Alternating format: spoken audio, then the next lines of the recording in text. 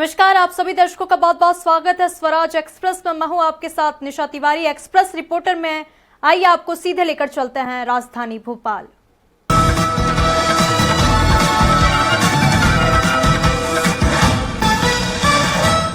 राष्ट्रपिता महात्मा गांधी की पुण्यतिथि पर भाजपा और कांग्रेस के नेताओं ने एक साथ की पुष्पांजलि। दोनों पार्टी के नेताओं ने एक दूसरे पर लगाए जमकर आरोप। राष्ट्रपिता महात्मा गांधी की पुण्यतिथि पर भोपाल के कुशाभाऊ ठाकरे कन्वेंशन सेंटर परिसर में एक अलग ही माहौल देखने को मिला, जहां पर भाजपा और कांग्रेस दोनों के ही कार्यकर्ता और नेता पुष्पांजलि करने के लिए पहुंचे।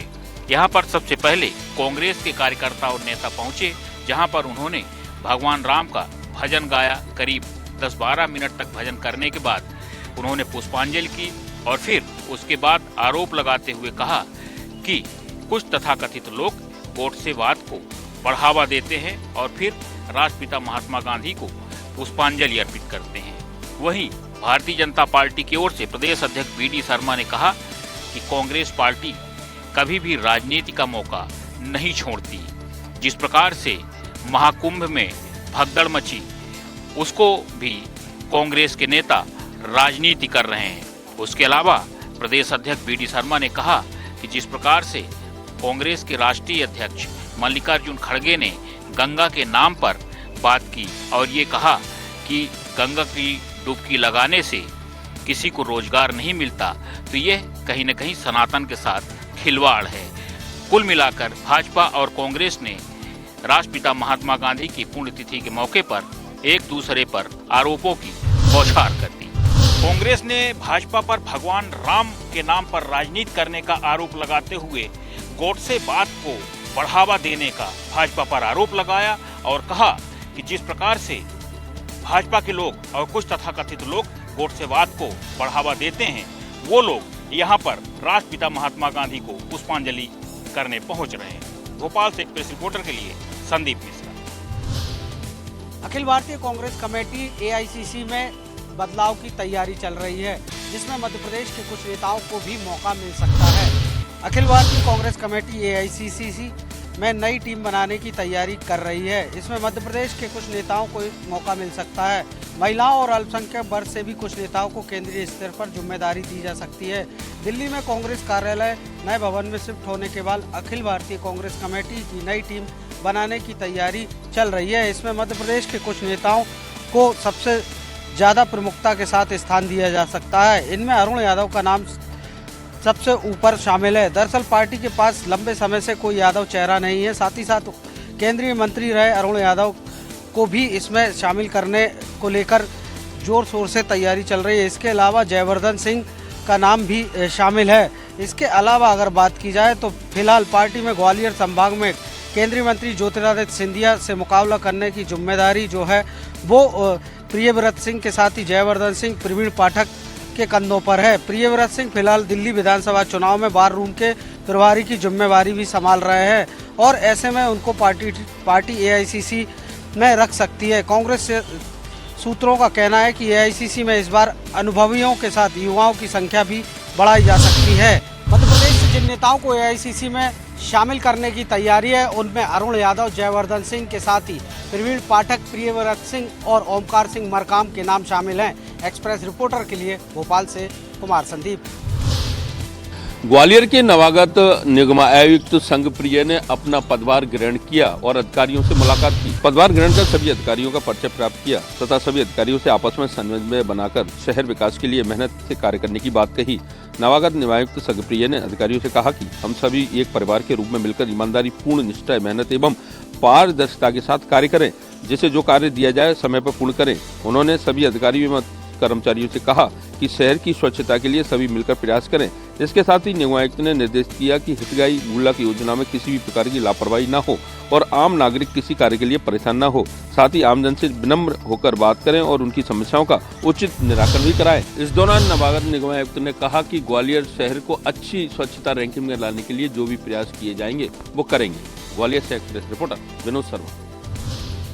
कुंभ में हुए हादसे को देखते हुए प्रदेश के लोक निर्माण विभाग मंत्री राकेश सिंह ने लिया निर्णय, आगामी 4 फरवरी को आयोजित नर्मदा प्रकटोत्सव पर नर्मदा तट पर कारकेड लेकर नहीं आएंगे मंत्री।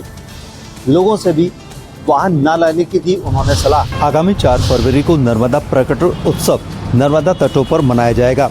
इस दौरान जबलपुर के नर्मदा तटों पर लाखों की तादाद में श्रद्धालु इकट्ठा होते हैं। कुंभ में हुए हादसे के बाद लोक निर्माण विभाग मंत्री ने आनन फानन में अधिकारियों की नर्मदा तट पर एक बैठक बुलाई और उन्हें साफ निर्देश दिए कि इस बार पुख्ता प्रबंध होना चाहिए भीड़ को नियंत्रित करने के लिए। इसके साथ ही उन्होंने निर्णय लिया कि वे अपने कारकेड के साथ नर्मदा तट तक नहीं आएंगे, बल्कि 1.5 किलोमीटर दूर अपनी कार छोड़ देंगे और पैदल ही नर्मदा तट आएंगे। इसके साथ ही उन्होंने लोगों से भी अपील की कि वे भी अपने वाहनों को नर्मदा तटों से दूर छोड़ें, जिससे भीड़ को नियंत्रित करने में आसानी हो। श्रद्धालुओं की उमड़ती हुई भीड़ को कंट्रोल करने के लिए मैनेजमेंट के तहत ये निर्णय लिया गया है। Arun Dubey, access reporter, Jabalpur. क्षेत्र के बैल बाजार के माध्यम से हो रही है गोवंश की तस्करी। पैदल मार्ग से पहुंच रहा है गोवंश। सौसर पुलिस ने की गोवंश परिवहन करते हुए कार्रवाई। सौसर क्षेत्र में बैल बाजारों के माध्यम से हो रही है गोवंश की तस्करी। बैल बाजारों से महाराष्ट्र के कत्ल घरों में जा रहे हैं गोवंश। सौसर क्षेत्र बीते कुछ सालों से गौ तस्करी का प्रमुख केंद्र बन गया है। सौसर क्षेत्र से महाराष्ट्र लगा हुआ जहां कत्लखाने संचालित हो रहे हैं, जहां सौसर क्षेत्र के विभिन्न मार्गों से गोवंश की तस्करी की जा रही है। यह गोवंश टीकमगढ़, सिवनी, बालाघाट, चांद और अन्य कई जिलों से कई थाने और कई पुलिस चौकियां पार कर सौसर क्षेत्र पहुंचता है, जहां सौसर के गौरक्षक व पुलिस आए दिन इन्हें पकड़ लेती है और फिर शुरू होता है एक नया खेल। क्योंकि अधिकांश गोवंश मरनासन्न हालत में होता है, जिन्हें गौशाला पहुंचाया जाता है, जहां गौशाला पहुंचने से पहले ही वह फुल होती है या फिर चारे के अभाव में उन्हें इधर उधर गौशालाओं के चक्कर कटवाए जाते हैं। अब इन सबके झंझट से मुक्ति पाने के लिए तस्कर पैदल रास्तों से गोवंश की तस्करी का खेल खेल रहे हैं, जिन्हें तस्कर क्षेत्र के बैल बाजारों के माध्यम से अवैध गोवंश को रसीदी काटकर वैध कर दिया जाता है और खरीदी बिक्री का खेल शुरू हो जाता है। एक किसान अपने खेत में साल में कितना गोवंश खरीद बेच सकता है, यह भी बाजारों में गोलमाल है। वहीं गौ सेवकों ने मोहगावाल बाजार जा रहे गोवंश को पुलिस के माध्यम से रोका तो अधिकांश पैदल जा रहे मजदूर गोवंश छोड़कर भाग गए। एक मजदूर पुलिस के हाथ लगा, जिसमें बताया कि रात में उनके गांव में गोवंश आता है, जिसे वे बैल बाजार गोवंश परिवहन का प्रमुख मार्ग है। इस मार्ग से महाराष्ट्र के कत्लखानों में मवेशियों को पहुंचाया जाता है। इसको लेकर कई बार जिम्मेदारों को ज्ञापन, आवेदन, निवेदन किए गए, किंतु यह गोवंश तस्करी का खेल रुकने का नाम नहीं ले रहा है। देखना है कि अब जो गोवंश पकड़ा गया है उस पर पुलिस किस प्रकार कार्रवाई करती है और कब तक यह गोवंश रुक पाता है। सौसर से एक्सप्रेस रिपोर्टर दिनेश धारपुरे।